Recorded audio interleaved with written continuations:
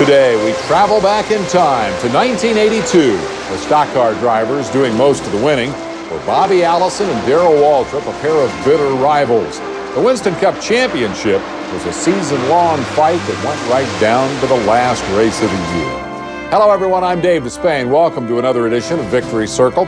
Today, we're going to watch the good old boys of NASCAR travel north of the Mason-Dixon line.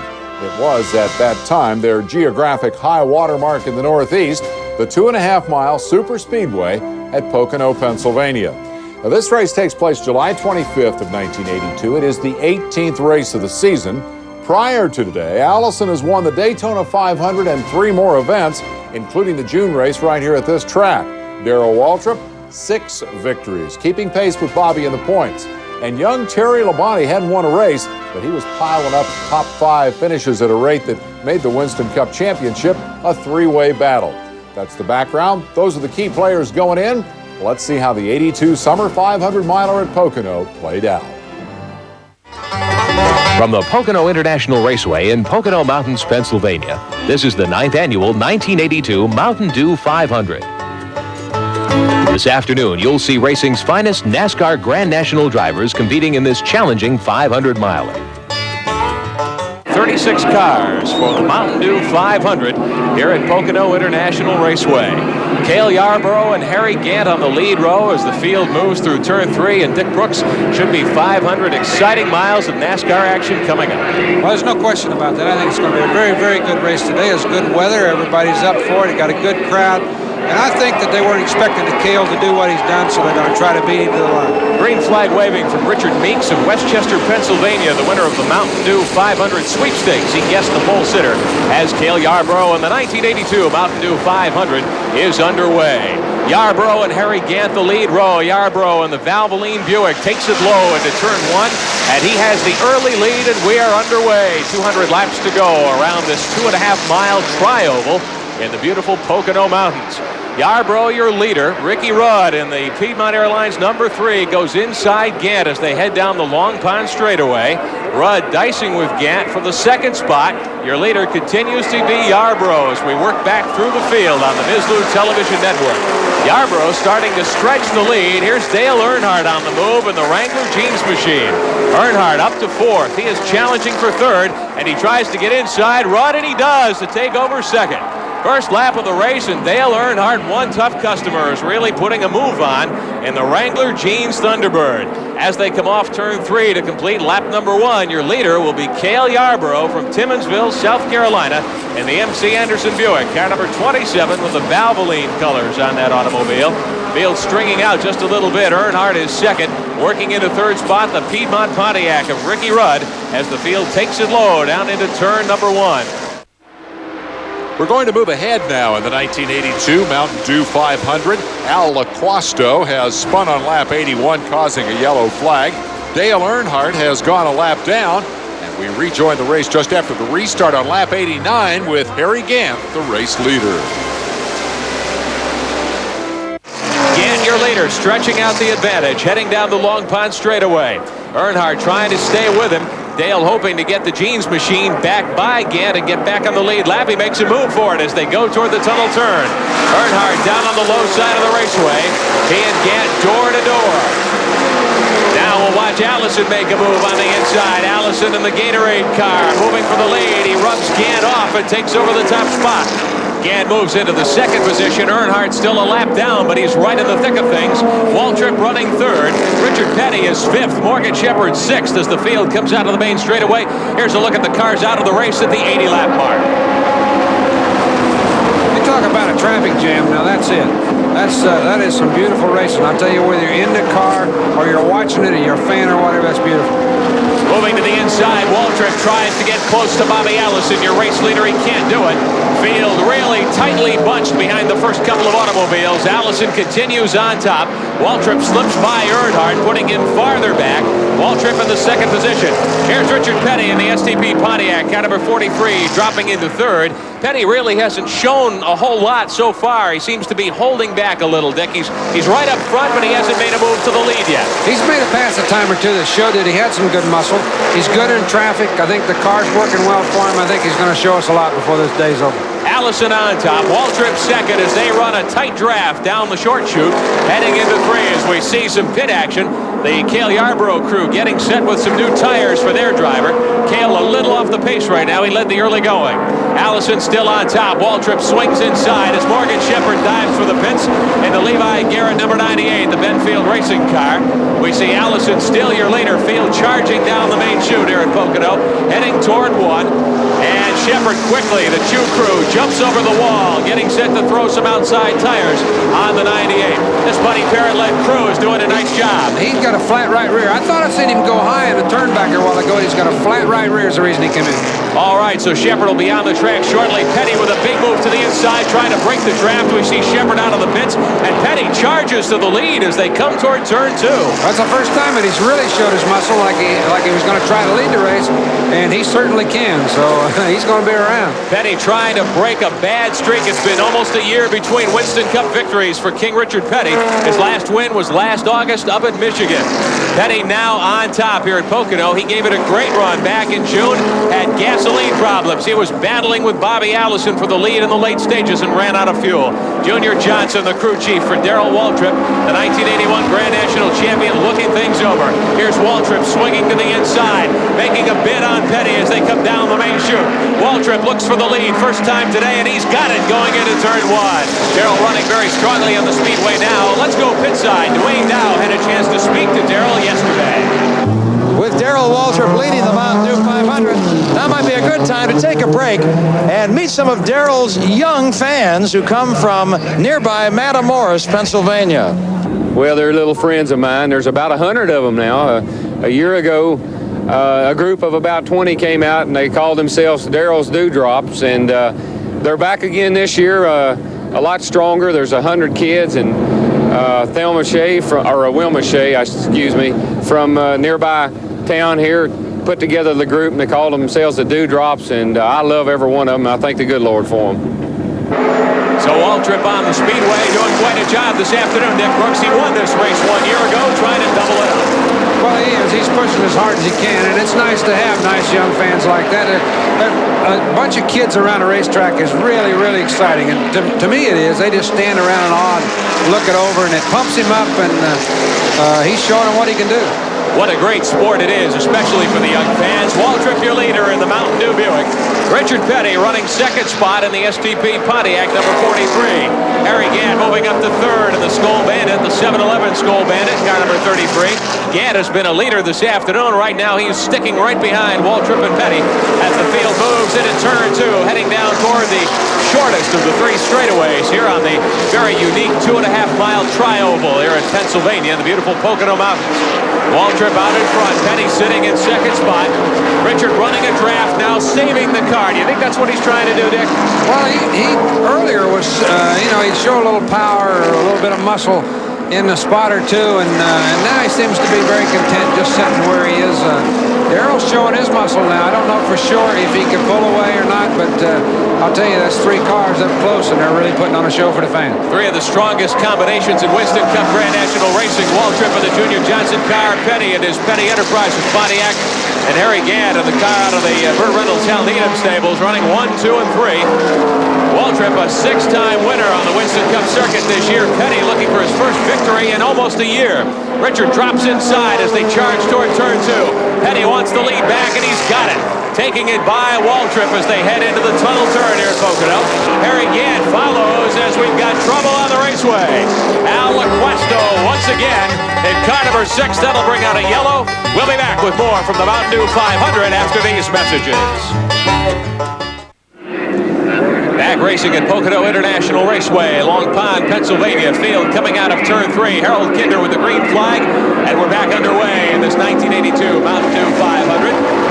Darrell Waltrip, your restart leader. Dale Earnhardt on the inside, still a lap behind. Earnhardt, Dick, trying his darndest to get back around the speedway and get back on the lap with the leaders. He spent all afternoon trying to get that lap back, and I'll tell you, he's been right in contention, but he just can't lead it enough, so I don't know. We'll have to wait and see. If the brakes fall right, he can do it.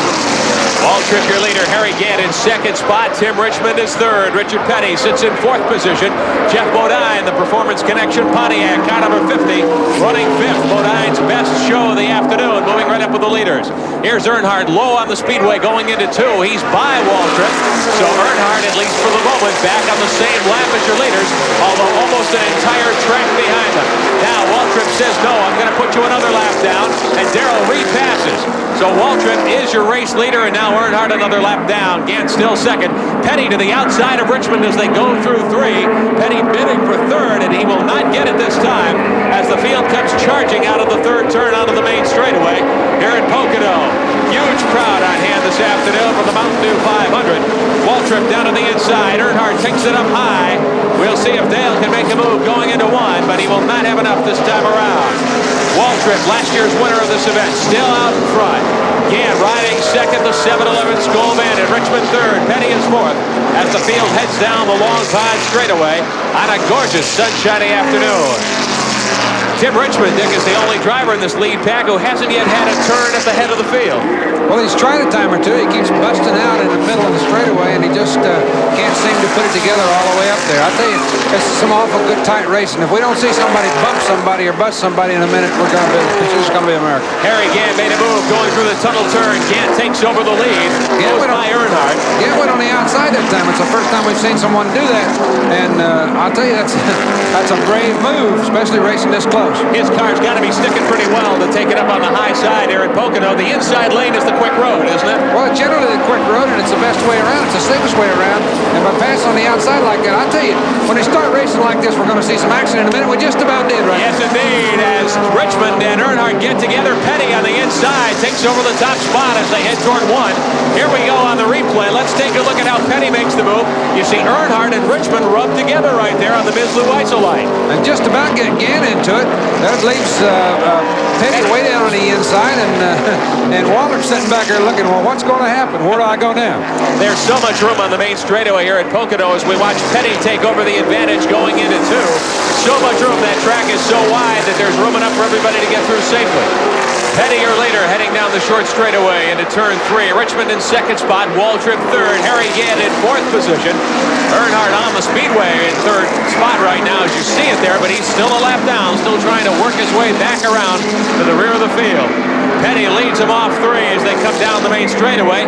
This time, Dick, everybody in single file as they come down. Well, they may bust out in just a minute. They're catching up in a draft, and at the end of the straightaway, they gain a little bit. There comes Earnhardt out again. I noticed Earnhardt hit the grass on the tunnel turn back here a minute ago, so he's really, really trying. He is charging hard, trying to come around and get on the lead lap as we watch some of the pit action here at Pocono International Raceway.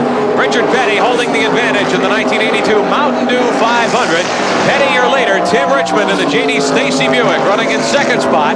3rd right at the moment is the 11 with Darrell Waltrip as they steam down the Long Pond straightaway toward turn number 2. And Petty, who had the field covered back during the race in June, really has the advantage right now. He seems to be getting stronger and stronger and stronger. He was awful good in the early stages of the race in the traffic, handling it through traffic, but he didn't lead so much. Now he seems to be able to lead with comfort.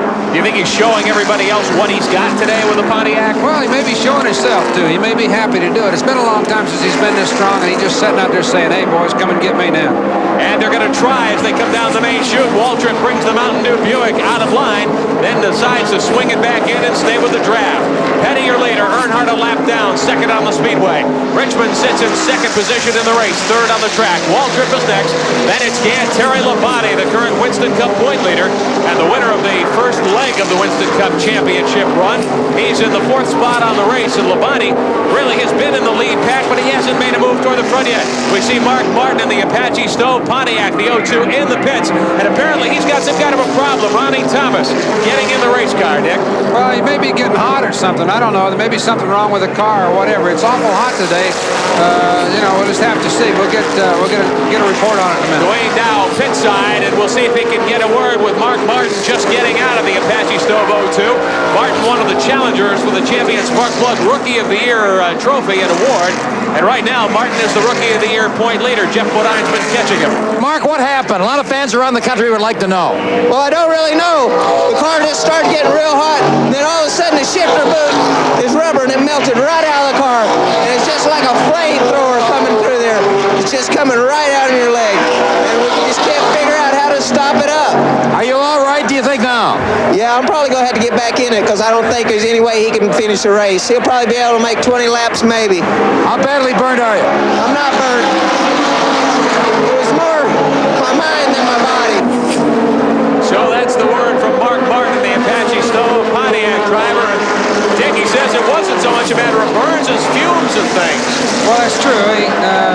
I'll tell you, I've had that problem on my mind too, and after the race is over, you look down and you got a big burnt blister on your leg or someplace too. So I know what he's feeling like, and a lot of other people feel the same way, and it just gets to where you can't bear it sometimes. Richard Petty on top, Harry Gant running second, Waltrip third. They are running very, very close on the speedway. Earnhardt a lap down as they go by Rick Newsom, a left car number 20. We'll be back for more Mountain Dew 500 action after these commercial messages. Back racing here at Pocono International Raceway. Richard Petty, your leader. As we move into the middle portion of this race, the 120-lap standings you see there, Petty in command. Petty moving by the slower car of Charlie Baker. Darrell Waltrip sits in second spot. Harry Gant running third. They are quite a ways behind King Richard right now. Dale Earnhardt, fourth on the track, still one lap down, and still trying to get back in contention with the leaders. Earnhardt lost the back bumper off his car a little earlier, but it doesn't seem to be affecting the way he's running on the track at all. Well, it doesn't too much. Generally, when you do something like that, it'll create a little problem, loosen the car a little bit. As we see Jimmy Means into the pits. You think that might disturb the airflow off the back of the 15 a little? Well, it has a tendency to loosen the rear just a little bit, and it doesn't seem to affect him much. They're adjusting well for it as Cale comes in. Here's Cale Yarborough in the Valvoline Buick, the MC Anderson car, and he may be having problems as the hood goes up. He was a leader earlier. Yeah, they've been awful strong all day, and I'll tell you, well, they got the disappointed look. We've been there many times, you know. They put the hood right back down again. Looks like Cale may be out of it. Petty on top. So one of the challengers in the event, Cale Yarborough, the pole sitter, is out of competition as they take that long ride back to the garage area. Tough break indeed for Yarborough. Petty still leading the chase down the main straightaway. And the field stringing out behind him now as we move into the middle point of this Mountain Dew 500 for 1982. Petty way on top as he comes low indeed into turn number 1. This has been a very difficult Winston Cup season for King Richard, the all-time Grand National leader, as he clips the grass. We take a look at the cars out of the race. 10 of them gone after 120 laps. Petty continues with a big advantage down the Long Pond straightaway, and right now, Dick Brooks, he's got to be in the driver's seat. He's getting to the point where if no other drivers take a shot at him, Richard might be able to go all the way. Well, he's done this many times. They got the car Mark Martin back in. Ronnie Thomas is still in the car, I think. There he goes. He's going to go away. Looked like it hosed him down a little bit. It must be just having a heat problem. They must be. Martin, we heard a few moments ago talking to Dwayne down in the pits saying that heat and steam and smoke was blowing through the floorboards of the O2, coming up by the shifter and really bothering him. He wasn't getting burned, I guess, so much as he was having trouble with the fumes. Well, they were spraying water in the car. I'll tell you, sometimes it's good, sometimes it's bad, but when you do that in a hot car... Oh, we've got trouble in turn 1. Look at that, 2 automobiles. That's Dale Earnhardt in the Wrangler jeans machine. As you can see, oil pouring out of the rear of that car. Earnhardt got into it with Tim Richmond in the Stacy pack number 2. Earnhardt upside down, and we'll watch it on the instant replay from our Mizzlou cameras. Here's Earnhardt coming up behind Richmond. Earnhardt clips Richmond in the left rear quarter, kicks the deuce sideways. We see parts starting to fly. Richmond sliding sideways. Earnhardt goes right to the top of the track.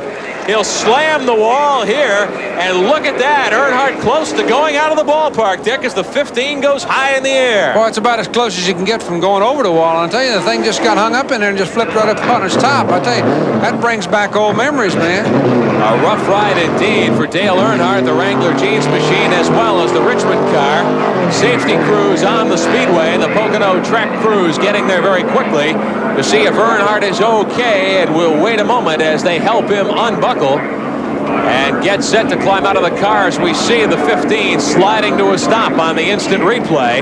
Oil pouring out of the back of the automobile. Could have been a dangerous situation, and there's Earnhardt. He's okay. Earnhardt being helped by Tim Richmond coming across the track. Looks like Dale may have bumped up a leg just a little bit, but he looks okay, and the track doctors will take a close look at him. We see Earnhardt making his way toward the ambulance here at Pocono International Raceway. And Earnhardt will climb into the ambulance with a little bit of help from Tim Richmond as the track crew here at Pocono International Raceway tries to clean up quite a mess. Earnhardt's car leaking fluid all up toward the first turn area of the speedway as the track crew works, and we see Earnhardt's car in the pits. Let's go to Dwayne Dow. He's got Tim Richmond to talk about what happened up at turn number 1. Well, a disappointed but philosophical Tim Richmond. Tim, I would say the most visual happening today at Pocono. Well, unfortunately, it probably was, and hopefully they won't have another one like that today. What happened? Well, a couple laps earlier, Dale and I had been running together. He was in front of me, and I had got by him somewhere on the racetrack, got in front of him, and we were running fairly decent. I think we was catching maybe Harry and Darrell up there, and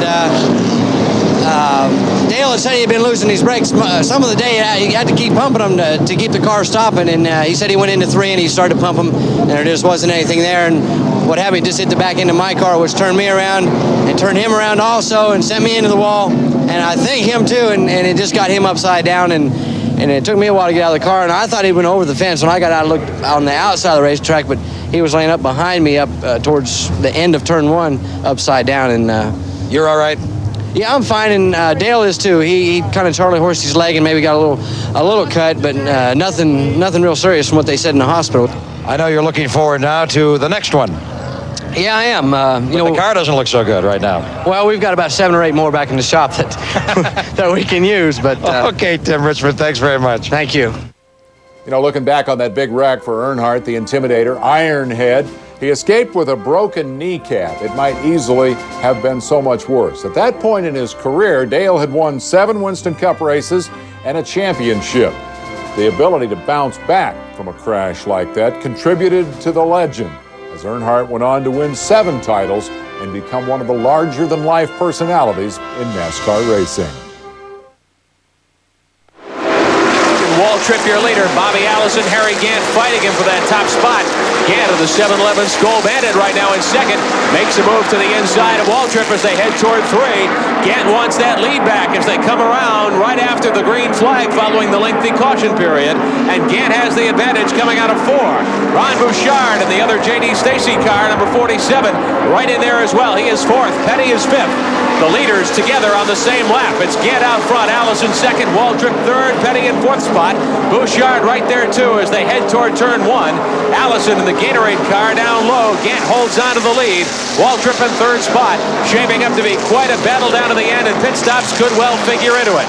Now Waltrip on top. Bouchard with a nice move in his 2nd spot. Last year's Rookie of the Year. There's Gant out in front. Allison in the 2nd position. Heading down toward the tunnel turn. Now Allison swings inside in the Gatorade number 88. And Allison takes over the lead from Harry Gant going through the tunnel turn. So you've got a 5 or 6 car lead pack up front. Terry Labonte in there too. Waltrip makes a big move to the inside. Waltrip is 3rd as we see the cars out of the race after 160 laps. Tim Richmond and Dale Earnhardt, the last 2 to join the list of vehicles not in competition any longer. Field coming down the main straightaway. Harry Gant out in front. Allison in 2nd. 3rd is Waltrip. Petty 4th. Bouchard and Labonte fight it out for 5th spot. Allison wants the lead going into 1. He won't quite have enough this time around. Gant stays out on top. Gant and Allison door to door heading down the Long Pond straightaway. Waltrip is 3rd. Petty is 4th. Allison inches ahead by a bumper as they head toward turn 2. Allison and Gant have really been duking it out the last 4 or 5 laps, putting on quite a show. Well, the way they do, when they start running side by side like it down a straightaway, it's like the wake off of a boat. You see it go off a boat, and as one car pulls up into that, the air slows it down, so it gives the other car advantage, and then when he pulls up into the air, it does vice versa, and they swap back and forth. Gant out front right at the moment. Allison running 2nd, Petty 3rd. Waltrip sits in 4th spot as they come off turn 3, getting toward the closing stages of the 1982 Mountain Dew 500, and we're wondering whether the leaders can go all the way on the gas they have. Less than 40 laps remaining, and that is stretching it, Dick Brooks, as far as the gas you use in one of these cars. I don't think they can run much over 36, 37 laps. I just don't believe they can run 40 laps. Allison and Gant side by side into 1. Gant on the high side has the advantage. Here's Petty down low, gunning for the lead. 3 cars in a bunch under a blanket as they head toward turn 2. Allison with a bumper's length advantage right now. Gant takes over the top spot, though, as they go back toward 2. Petty on the inside, swings it low. King Richard Petty and the STB Pontiac takes over the lead. Waltrip follows him in the draft. Waltrip on the Mountain Dew Buick comes through into second spot, shuffling Gant back to third. Great racing, 5 cars in a bunch. Allison is in 4th. Allison drops low. He wants second spot. Petty is your leader. They go toward 3. Allison has to back off. Gant stays in the second spot. Field coming off turn 3. Petty and Gant running 1 and 2. Allison 3rd. Waltrip kicked back to 4th. Then it's Labonte and Bouchard making up the top 6. Petty out front gunning for his first Winston Cup win of the year. Richard Petty has run strongly all afternoon here at Pocono International Raceway. Petty had the field covered the first time here this year back in June in the Van Scoy 500 that you saw here on the Misloop Television Network. Petty did not get the win that day. He's made up his mind. He's going to go for it this time. He's got a lead over Gant of about 1 car length as they go down the short, or rather the Long Pond straightaway toward 2. Petty out in front. Gant is 2nd. Allison 3rd. They come up on the slower car, the 66 automobile driven by Mike Potter from Johnson City, Tennessee. Car down on the infield grass. That's Rick Newsom in car number 20. Newsom does not bring out a yellow. He is back on the track and in good shape. He did a pretty good job of holding that. I'll tell you, it's hard to drive in that dirt. It sure is. It kind of want to get sideways on you, you know, and start going backwards. Petty still your leader, coming down over the start-finish line. Gant swings it inside as they head toward 1. The long straightaway here on the main stretch of Pocono, 3,700 feet long, and Gant takes over as they go into 1. Gant and Allison follows him through using the draft to sweep under Petty. Now Petty sticks it low in turn 1. Richard says, no, I'm not going to get any further behind. I think this is about the strongest that Gant has actually shown all day, but I'll tell you, when Richard wants to go, he pulls out and goes. He went from 3rd to 1st a while ago. Waltrip helped him a little bit. Now he's sitting out running all by himself, and he can hold himself out there outside the draft, so he's going to be tough toward the end. Gant out in front. Petty regains second spot, dipping low in turn 2. They go down the short chute, heading toward 3. Moving up on another slower car. Petty working on Harry Gant, trying to stay close to him. Bobby Allison sits in 3rd position. Gant, your leader, coming off 3. We'll see what Richard does as they swing onto the main straightaway here at Pocono International Raceway. Gant will pick up the bonus Winston Cup points this time around for leading the field past the start-finish line. Jeff Bodine brings the Performance Connection Pontiac, car number 50, into the pits. The hood is up. Dick, that's not a good sign. And oh, look at this, Harry Gant. Harry Gant with engine trouble. He was running up front. There wasn't anybody trying to save anything. Those guys are running like it's the last lap. And I'll tell you, after a long, long caution like there was, the engines cool down a little bit. The fuel changes in the car and stuff, and that's when they generally blow up like that. Harry Gant obviously out of competition. Let's go to the replay. We'll see Gant have his engine let go here in turn 3 right in front of Petty. Nice driving there. Boy, you talk about pucker power. Now, Richard Petty's got it right there. Now, I'll tell you, that's a spooky feeling because it get oil all over the windshield. There's a little water there, and that's spooky. All right, so Gant drives it right out of competition into the garage area. We stay green. Petty is your leader. We'll be back for the final stages of this event after these commercial messages. Petty still out in front. Allison and Waltrip hooked up nose to tail, trying to chase down King Richard as we move into the late portions of the 1982 Mountain Dew 500. And again, we're wondering what the gas situation is as the field comes around to move over the start-finish line. We see Bouchard. Dwayne Dow standing by in the pit area. Dwayne trying to find out exactly from some of these crew chiefs what the situation might be on gasoline as we move into the late stages of this event. We have Johnny Hayes, who's director of marketing. Johnny, is that right, for the Skoal Racing Team, Skoal Bandit Team? Johnny, we know that Harry Gant blew his engine after doing so well. Were you going to try to make it the rest of the way without any further fuel stop? Yeah, we had timed it. We could go the rest of the way. That wasn't a problem for us. And you were running right up toward the front all day? Yeah, he ran real good all day. We were really pleased with the way he was running. Travis Carter had the car running super. Well, Dick, there you heard it from one of the members of the Harry Gant team. They felt they could go the whole way on the fuel they had after that caution. Well, I tell you, I'm not a crew chief, and I guess I can make a lot of mistakes. but I don't think they can do it. I don't believe they can run that far. Well, we'll wait and see. I think all these crews have to be hoping that they can finish up the race. At least not legally run that far. Sometimes there's a little added, there's a little extra. Some of those cars get some awful good mileage. I kind of got a feeling that Junior's car might go that far, and there might be a couple others, but I think Petty will pit early. They just generally pit a little bit early anyway on gas, and we'll just have to wait and see. But Bobby Allison, we'll wait and see indeed. Bobby Allison makes a move on Petty as they go toward one, and Allison repasses to take the lead. Now Petty says, no, I want to stay out in front myself. Richard drops down low, coming out of one. Petty on the inside as they charge down the long pond straightaway. Here's Waltrip to the inside, going 3 abreast. Look at these 3 Winston Cup stars go 3 wide, charging toward 2. Waltrip on the inside takes over the lead. So Waltrip back out in front for the first time in quite a while. Darrell Waltrip, your leader. Petty now back to the inside as the 3 lead cars shuffle it up. Petty heading toward 3 in the STB Pontiac. The Dayglow red, Petty blue car, and he's your leader once again. Richard will be out in front as they come off of 3 and head back toward the start-finish line. Yeah, you talk about 41, 42 lead changes. That's at the start-finish line.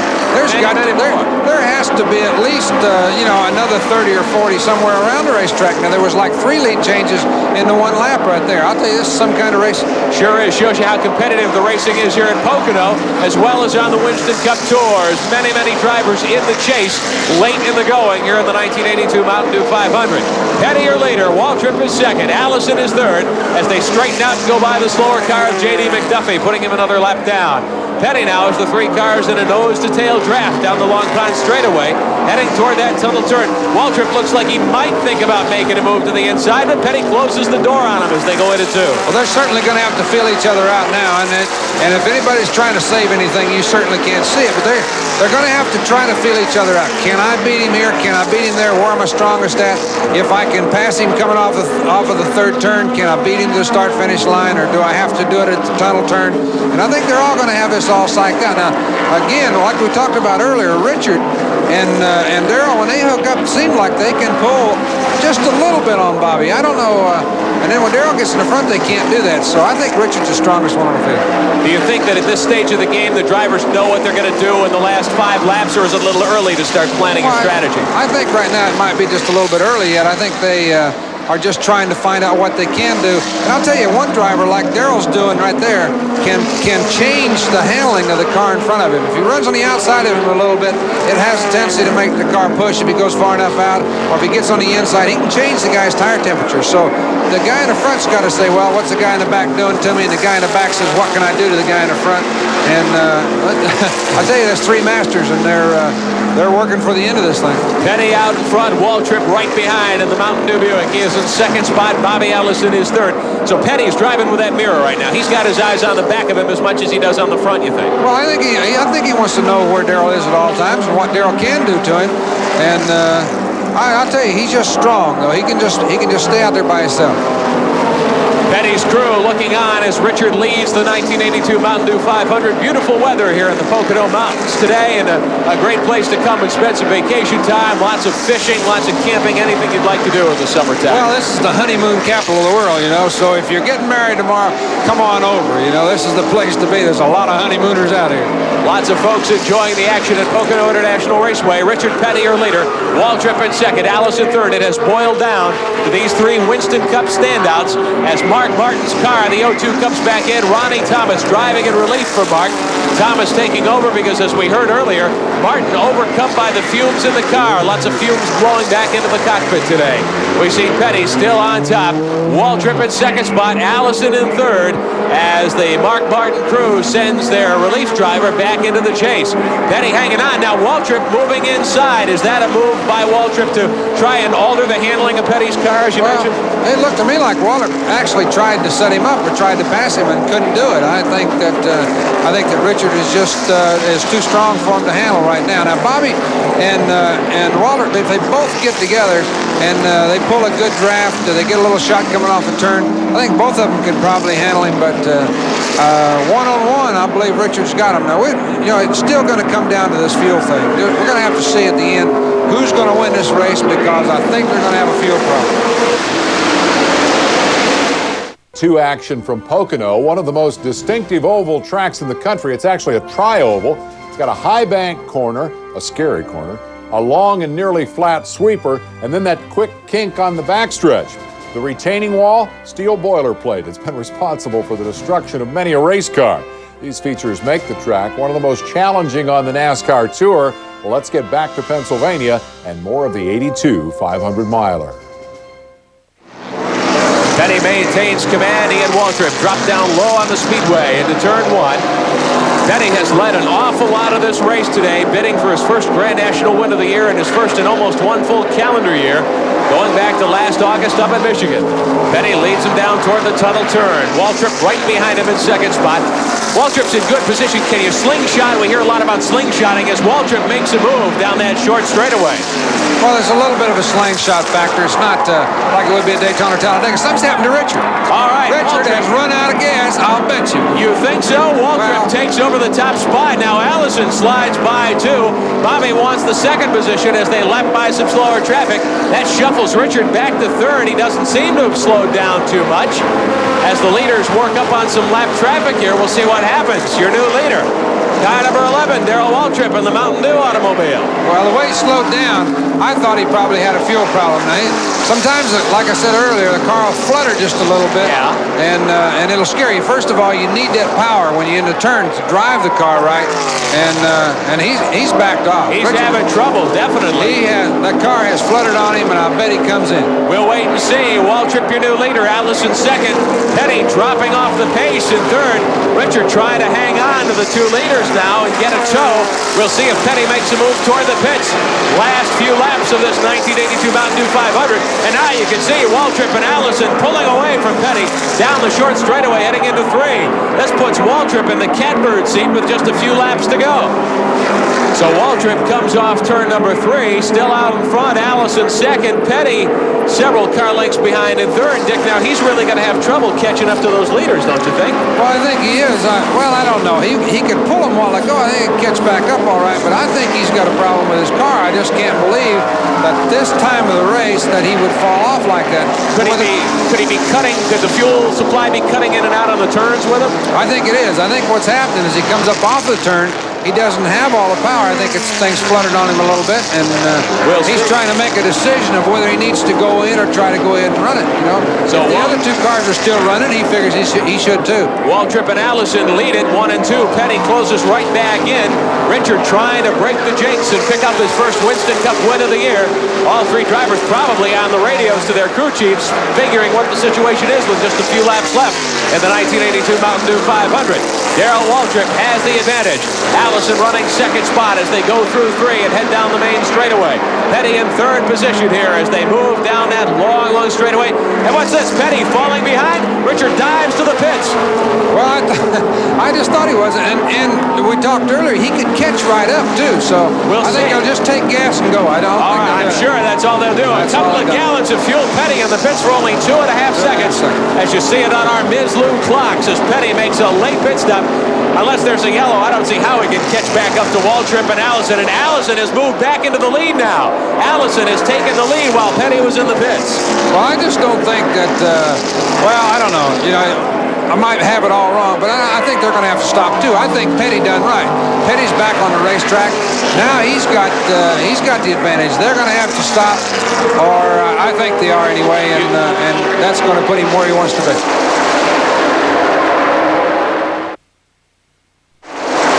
There are your two leaders, Allison and the Gatorade 88 out front.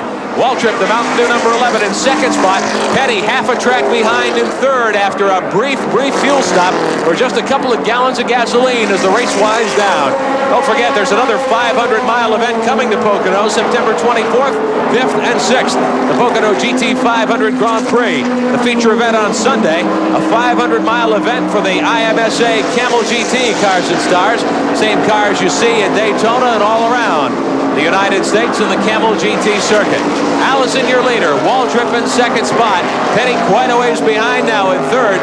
A tough break for Richard if he doesn't get a chance to catch up. He led for so much of this race this afternoon. Here's Allison out front. Waltrip trying to sneak by him as they head toward the tunnel turn. Race in its very late stages now here at Pocono International Raceway. Waltrip and Allison duking it out for the lead. Neither have made a late stop for fuel. Petty has. We'll see if that fuel situation comes back to haunt either of these two great drivers. Allison, the winner of the first Pocono Grand National race, the Van Scoy 500, back in June, trying to double it up here at Pocono. He also has doubled this year at Daytona, winning the Daytona 500 and the Firecracker 400 back on July the 4th. So it's Allison, your leader. Waltrip in second. Petty quite a ways behind third. Labonte is fourth. Ron Bouchard is in fifth position as the field heads toward turn one, looking for 2 laps to go.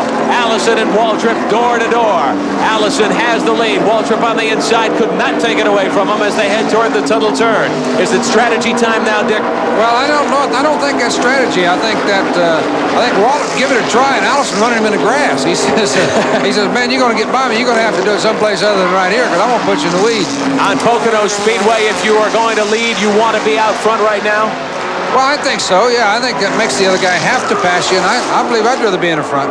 Allison is that point sitter right now. He's out in front. Waltrip in second. Here's Labonte. Petty quite a ways behind. Coming down the main straightaway. Allison in the Dyguard 88. Harold Kinder in the flag stand has the white flag waving. 1 lap to go. 1 lap to go for your leaders, Bobby Allison and Darrell Waltrip. Petty is behind them quite a ways in third position. Allison takes it low into turn one. Last lap of the race. Where will Waltrip make his move, Dick? Well, I think Waltrip would try to do it in between in the short chute, just after he passes the tunnel. I think that's about his best shot he can do. Get underneath him going into turn, and he's in trouble. What's going on? Waltrip is slowed down. Darrell wiggles the car, trying to get some fuel. I think you may be right. I think Waltrip may have run out of gas as they head toward the tunnel turn. Allison now stretches out to a huge lead. Yeah, Allison says, I told you boys, I got the biggest tank. And he's got it this time. Junior's car usually gets great mileage, but Allison looks like the driver who's going to go all the way for the victory. Well, that's something, crowd going crazy, I'll tell you. I'm pretty excited myself. Well, quite a race we have seen this afternoon here at Pocono International Raceway. And Allison will cruise around 3. Bobby Allison in the Gatorade Dyguard Buick, car number 88, waves to the fans. Allison will take the checkered flag from Harold Kinder, and he has won the 1982 Mountain Dew 500 over Darrell Waltrip. And look at this, Waltrip getting a push. I don't think that's right, do you? That's a no-no. You can't do that. You have to finish the race under your own power, and you can't be pushed across it. He can be pushed back into the pits, but he has to be running when he goes across there. So that might hurt Waltrip in the final rundown. Your winner, Bobby Allison, and we'll be right back for the victory celebration. Quite a mob scene in Victory Lane here at Pocono International Raceway as the fans greet Bobby Allison, his second win here of the year in 1982 in the Gatorade Dyguard Buick number 88. Crowd of almost 100,000 fans cheering Bobby on to the win this afternoon. Really some domination for Allison and his team here at Pocono this season. They did a great job. A battle of attrition, gasoline woes, taking out Richard Petty and then Darrell Waltrip on the last trip around this 2.5-mile speedway. Allison out of the car after toweling himself off. He'll mount the victory stand here in Victory Lane, where our Dwayne Dow will talk to the winner of the 1982 Mountain Dew 500. Well, that's 2 in a row. Bobby Allison. Another one in the box. All right. Another one. 2 in a row, Bobby Allison, on the Misler Television Network. 2 in a row at Pocono, and you were the only front runner who didn't run out of gas. Well, I followed those guys, and, they were leading, and it takes a little bit more gas to lead, and we knew that. Our strategy was to follow them. Last year, Waltrip caught you in the second half of the season. How about the feeling of beating Waltrip today? Well, I'm really pleased with beating them with the Gatorade car. Of course, we won the Mountain Dew race. We appreciate them sponsoring the race, and Gatorade come through for the win. This certainly seems to be Bobby Allison's year on the Grand National Circuit. Well, right now it's doing pretty good. Let's hope it keeps on. The guys are working awful hard. Hey, who is this good-looking woman to your left here? This is my sweet little wife, my bride of 22 years. Judy, right? Yes. Give him a kiss. Go ahead. All right. What about this man? He's terrific. As the older he gets, the better he gets? Absolutely. You know, you mellow with age. How about that, huh? All right, the family Allison on the Misler Television Network and at Pocono, the champions. You know, looking back, that gas mileage thing at the end could have been crucial in terms of the points. Waltrip gets a push from Joe Boer and gets penalized back to 6th in the middle of a very tight title fight. I helped cover that championship in 1982, and you know what I remember most? The bitter, bitter disappointment for Bobby Allison. He led by 150-odd points with 7 races to go. He's tight-jawed and determined that Waltrip is not going to beat him for the 2nd year in a row. And Waltrip's out there running his mouth every weekend, and lo and behold, wins 4 of the last 7 races and pulls out the title. The good news for Bobby, he finally got his revenge in 1983, and I'll look forward to seeing that on a future edition of Victory Circle. I'm Dave Despain. That's it for this week. Thanks for being here.